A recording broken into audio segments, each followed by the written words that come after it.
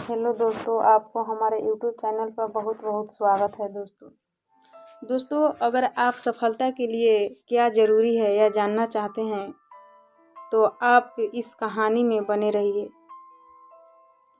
हर व्यक्ति अपने जीवन में कुछ पाना चाहता है, कुछ बनना चाहता है, लेकिन कुछ % लोग ही अपने उस सपने को पूरा कर पाते हैं जो वे हर वक्त देखते रहते हैं।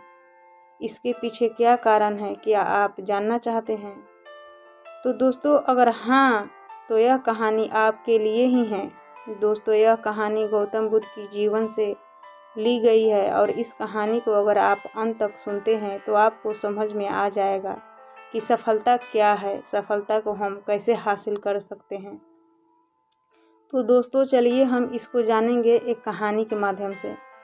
इससे पहले दोस्तों कि आप इस कहानी के भावनाओं में खो जाए, आप हमारे चैनल को सब्सक्राइब कर लें और बेल आइकन को प्रेस कर लें ताकि जो भी नई वीडियो आए वो सबसे पहले आप तक पहुंचे। तो चलिए दोस्तों कहानी को शुरू करते हैं।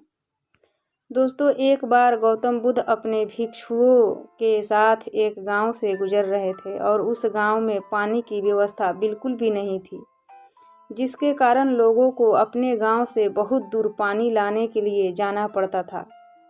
उस गांव के निकट ही बहुत बड़ा मैदान था जिसमें बहुत सारे छोटे छोटे गड्ढे खुदे हुए थे। बुद्ध के सभी भिक्षुओं में से एक भिक्षु जिज्ञासावश गौतम बुद्ध से पूछता है कि इस मैदान पर जो गड्ढे खुदे हुए हैं उनका क्या मतलब है। अपने भिक्षुओं का प्रश्न सुनकर बुद्ध मुस्कुराते हैं और कहते हैं कि मेरे प्रिय भिक्षु, इस गांव में पानी की बड़ी ही समस्या है और इसीलिए इस गांव के लोगों ने पानी की खोज में छोटे छोटे गड्ढे खोदे हैं। उत्तर सुनते ही वह बौद्ध भिक्षु दौड़कर वहां पर चला जाता है और उन गड्ढों में पानी खोजने लगता है, परंतु उस बौद्ध भिक्षु को उन गड्ढों में एक बूंद भी पानी नहीं मिलती है। उसके बाद वे बौद्ध भिक्षु गौतम बुद्ध के पास वापस आकर पूछता है कि बुद्ध, इन गड्ढों में तो पानी कहीं भी नहीं है। उसके बाद गौतम बुद्ध मुस्कुराते हैं और अपने भिक्षु से कहते हैं कि प्रिय भिक्षु, क्या तुम्हें वहाँ दूर लोगों की जाती भीड़ दिखाई दे रही है? इस पर बौद्ध भिक्षु कहता है, हाँ बुद्ध, दिखाई दे रही है। इसके बाद बुद्ध कहते हैं कि वे सभी लोग इस गांव से बहुत दूर एक नदी है, वहाँ पर से पानी लेने के लिए जा रहे हैं। उसके बाद बुद्ध का भिक्षु बुद्ध से पूछता है कि बुद्ध, क्या इस गांव के आसपास के ज़मीन में पानी बिल्कुल भी नहीं है? इस पर बुद्ध कहते हैं कि पानी तो है, लेकिन इस गांव में ऐसा कोई नहीं है कि उस पानी तक पहुंच सके। इसके बाद बौद्ध भिक्षु कहता है कि मैं कुछ समझा नहीं बुद्ध। इसके बाद गौतम बुद्ध कहते हैं कि क्या तुम इस मैदान पर खुदे हुए गड्ढे दिख रहे हो? इस मैदान पर खुदे हुए यह सभी गड्ढे पानी की खोज में खुदे हुए हैं, लेकिन एक भी गड्ढे से पानी प्राप्त नहीं हुआ है। जानते हो क्यों? क्योंकि परिश्रम तो क्या, लेकिन सही दिशा में नहीं किया गया है। अगर ये सब गांव वाले अलग अलग 100 गड्ढे खोदने के बजाय सिर्फ एक ही गड्ढे को 100 गड्ढों की बराबर खोदते तो ये सब गांव वाले पानी तक अवश्य पहुंच जाते और दूसरा जगह नहीं जाने पड़ते। दोस्तों मनुष्य का मन भी बिल्कुल इसी प्रकार की है। वह एक ही समय में 100 दिशाओं में भागता रहता है। अगर मनुष्य अपने मन को एक ही दिशा में लगाए तो वह अपने लक्ष्य तक जरूर पहुंचेगा, परंतु बहुत ही कम लोग हैं जो इस बात को समझ पाते हैं।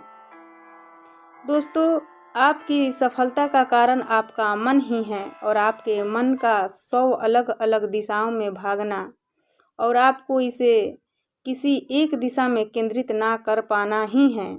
जब तक आपका मन पूरी एकाग्रता के साथ किसी एक दिशा में नहीं चलेगा तब तक आप अपनी मंजिल तक नहीं पहुंच सकते हैं और सफलता नहीं प्राप्त कर सकते हैं, और तब तक आप सफल नहीं हो सकते हैं, चाहे आप कितना भी प्रयास क्यों न कर ले।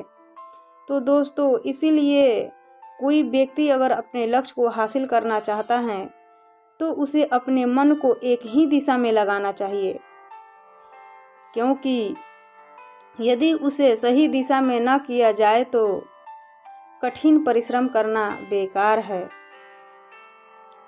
दोस्तों, आप इस कहानी से यही सीखते हैं कि आप कितना ही मेहनत करेंगे, कितना भी मेहनत क्यों न कर ले, लेकिन अलग अलग दिशा में अपने मन को भटकाते रहेंगे तो आप नहीं सफल हो पाएंगे। इसलिए दोस्तों, आप सफल होना चाहते हैं तो कोई एक दिशा में ही अपने ध्यान को केंद्रित कीजिए।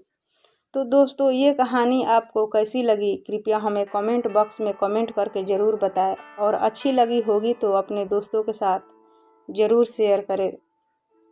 इसी कहानी के अंत के साथ दोस्तों अब हम विदा लेते हैं, फिर मिलेंगे ऐसे ही शिक्षाप्रद कहानी के साथ। तब तक आप अपना ध्यान रखिए, अपना ख्याल रखिए, खुश रहिए और खुशियाँ बांटिए। जय हिंद, जय भारत।